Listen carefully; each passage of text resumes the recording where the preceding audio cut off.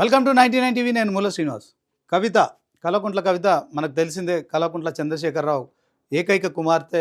ఆమె మరి తండ్రి నుంచి మొండితనం కావచ్చు, ఆ ధైర్యం కావచ్చు, ఆ సాహసం కావచ్చు, కేసీఆర్ ఎలాగైతే టీడీపీ పార్టీలో ఎమ్మెల్యే పదవి కావచ్చు, అదే క్రమంలో పార్టీకి రాజీనామా చేసి సొంతగా టీఆర్ఎస్ పార్టీ పెట్టడం కావచ్చు, తెలంగాణ ఉద్యమానికి నాయకుడు కావడం కావచ్చు.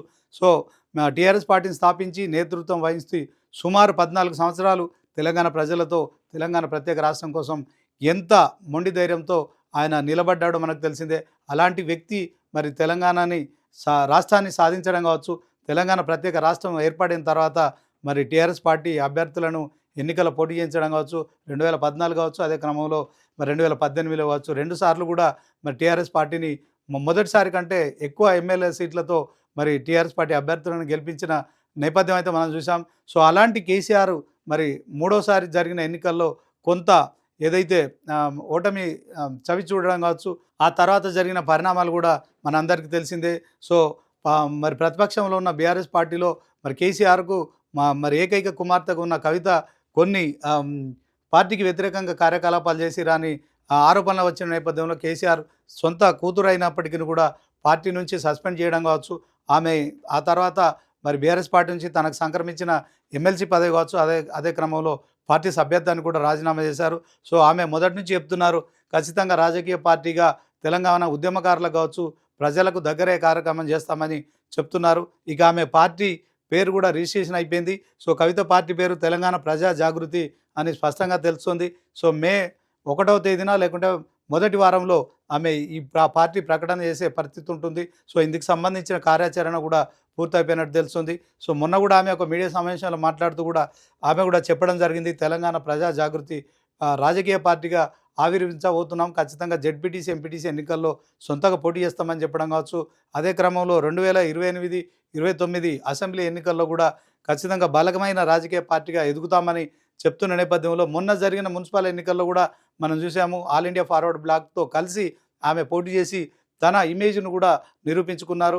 ఏకంగా ఒక మున్సిపాలిటీని మరి ఆల్ ఇండియా ఫార్వర్డ్ బ్లాక్తో కలిసి ఆమె ఎవరైతే తెలంగాణ ఉద్యమకారులు ఉన్నారో వాళ్లకు టికెట్లు ఇచ్చి మరొక మున్సిపాలిటీని కూడా మరి గెలిపించారు. సో కవిత తన సత్తా చాటుకున్నారు. ఇటు బీఆర్ఎస్ కావచ్చు, బీజేపీ కావచ్చు, కాంగ్రెస్ 3 పార్టీలో చేరేది లేదు. సో తన వెనుక రేవంత్ రెడ్డి ఉన్నాడని కానీ, ఆ తర్వాత బీజేపీ సంబంధించిన వాళ్ళు ఉన్నారని చెప్పినప్పటికీ కూడా వీటన్నిటిని కూడా ఆమె తోసిపుచ్చుతూ తెలంగాణ ప్రజా జాగృతి పేరుతో పార్టీని రిజిస్టర్ చేశారు. సో దానికి సంబంధించిన గుర్తు కోసం కూడా వెయిట్ చేస్తున్నారు. సో మే 1వ తేదీన అంటే ప్రపంచ కార్మికుల దినోత్సవం రోజున ఆమె పార్టీ అనౌన్స్ చేసే పరిస్థితి అయితే స్పష్టంగా తెలుస్తుంది. ఒకవేళ 1వ తారీఖు కాకుంటే మీ ఫస్ట్ వీక్లో ఖచ్చితంగా పార్టీని అనౌన్స్ చేస్తారు. ఎన్నికల గుర్తును కూడా ప్రకటించబోతున్నారని కూడా విశ్వసనీయమైన సమాచారం అందుతుంది. ఏది ఏమైనప్పటికీ కూడా మరి కేసీఆర్ కూతురుగా కావచ్చు, సో కేవలం మరి ఆ కుటుంబంలో మరి ఒక ఆడబిడ్డగా తాను తండ్రి చాటు బిడ్డగా ఉండదలుచుకోలేదు.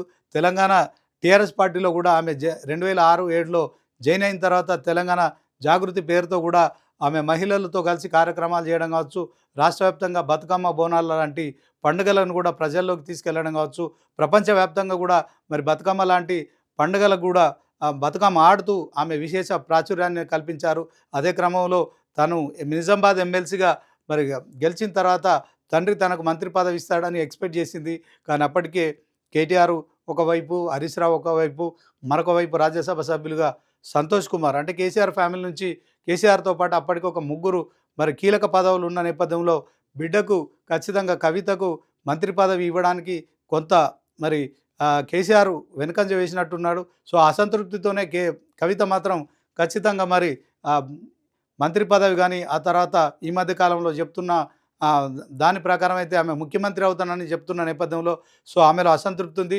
సో తెలంగాణ ప్రజల్లో కేసీఆర్ పట్ల ఎలాగైతే ఉద్యమం స్ఫూర్తినైతే ఆయన ముందుకు తీసుకెళ్లారో అదే ఉద్యమ స్ఫూర్తిగా ఆయన కూతురుగా మరి కవిత కూడా తను తండ్రి బాటలో నడవాలనుకున్నట్టు తెలుస్తుంది. ఈ మధ్యకాలంలో మాత్రం ఆమె తండ్రి పేరు ఎక్కడా చెప్పకుండా మరి ఆల్ ఇండియా ఫార్వర్డ్ బ్లాక్తో మున్సిపల్ ఎన్నికల్లో పోటీ చేయడం కావచ్చు, రాజకీయ శక్తిగా తెలంగాణలో అవతరించడానికి ఖచ్చితంగా ఎన్నికల్లో పోటీ చేయడానికి ఆమె నిర్ణయించుకున్నారు.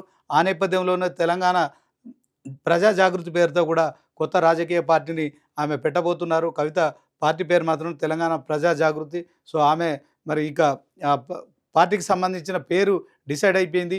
ఇక పార్టీ గుర్తు కోసం వెయిట్ చేస్తున్నారు. సో ఇప్పటికే ప్రజల్లోకి వెళ్తున్నారు. తెలంగాణ జాగృతి బాట పేరుతో తెలంగాణ రాష్ట్ర వ్యాప్తంగా కూడా పర్యటిస్తున్నారు. అదే క్రమంలో 10 ఏళ్ళు అధికారంలో ఉన్న బీఆర్ఎస్కు సంబంధించిన ఎమ్మెల్యేలు కావచ్చు, సో దాంట్లో గెలిచిన ముఖ్య నేతలు కావచ్చు, సో వాళ్ళు చేసిన అవినీతిని కూడా ఆమె ఎండగడుతున్నారు. ఇప్పుడున్న కాంగ్రెస్ ప్రభుత్వంపై కూడా 2 ఏళ్లుగా కూడా కాంగ్రెస్ ప్రభుత్వంపై కూడా విమర్శలు చేస్తూ ముందుకెళ్తున్నారు. ఒక బలమైన 3 కొండల్ని కూడా ఆమె ఢీకొట్టబోతున్నారు. బీజేపీ కావచ్చు, కాంగ్రెస్ కావచ్చు, బీఆర్ఎస్ కావచ్చు, ఈ 3 పార్టీలు ఇప్పటికీ తెలంగాణలో మాకు మేమే పోటీ అంటూ కూడా మరి జరుగుతున్న ప్రచారంలో సో కవిత మాత్రం ఈ 3 పార్టీలను కూడా ఢీకొనబోతున్నారు. ఖచ్చితంగా రాజకీయ పార్టీని పెట్టడం ద్వారా 2028, 29 అసెంబ్లీ ఎన్నికల్లో పోటీ చేయడం ద్వారా సో తెలంగాణ జాగృతి సంబంధించిన సంస్థ అధ్యక్షురాలుగా, గౌరవ అధ్యక్షురాలుగా కావచ్చు, సో అదే క్రమంలో ఇప్పుడు తెలంగాణ ప్రజా జాగృతి పేరుతో కవిత పెడుతున్న పార్టీ మరి ఓవరాల్గా తెలంగాణ రాష్ట్ర రాజకీయాల్లో సంచలనంగా మారింది. ఈ నేపథ్యంలో రానున్న రోజుల్లో ఆమె పార్టీ ప్రకటన చేసి ఆ తర్వాత మరి ఎలా ముందుకెళ్తారు? ఎందుకంటే ఇప్పటి వరకు కవితతో పాటు ఇప్పుడు ఎవరు కూడా మరి ముఖ్య నేతలు ఎవరు లేరు. అయినప్పటికీ కూడా ఆమె కూడా ఒక సాహసం చేస్తున్నారు. తెలంగాణ రాజకీయాల్లో తనకు కూడా అనుభవం ఉంది. సో తాను ఎంపీగా కావచ్చు, ఎమ్మెల్సీగా కావచ్చు, సో పోటీ చేసిన అనుభవం ఉంది కనుక ప్రజలతో కూడా కలిసి తిరిగిన మరి సందర్భాలు ఉన్నాయి కనుక వాటన్నిటి విషయంలో ప్రజల దగ్గరికి రాజకీయ పార్టీతో వెళ్తూ తెలంగాణలో కవిత పార్టీ ఏదైతే ఉందో తెలంగాణ ప్రజా జాగృతి మరొక రాజకీయ పార్టీగా ఆవిర్భవించబోతుంది. దాంట్లో ఎలాంటి సందేహం లేదు. అయితే మరి ఏ మేరకు సక్సెస్ అవుతారనేది మాత్రం కవిత రాజకీయంగా మరి ఎమ్మెల్యేగా సిద్దిపేట నుంచి పోటీ చేస్తారని కూడా జరుగుతున్న ప్రచారంలో కావచ్చు. ఇక సిద్దిపేటలో కూడా ఆమె హరీష్ రావును టార్గెట్ చేసినట్టు కూడా ప్రచారం జరుగుతుంది.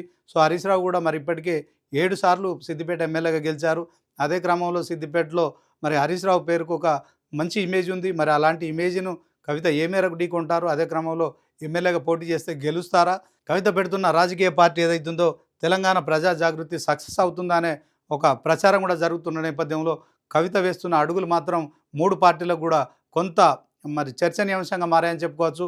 కవిత వైపు ఎవరు ఉంటారని ఒక ప్రచారం కూడా జరుగుతున్న నేపథ్యంలో కవిత పెడుతున్న రాజకీయ పార్టీ ఖచ్చితంగా ఏ మేరకు సక్సెస్ అవుతుందనేది మాత్రం కాలమే నిర్ణయించాల్సిన పరిస్థితి.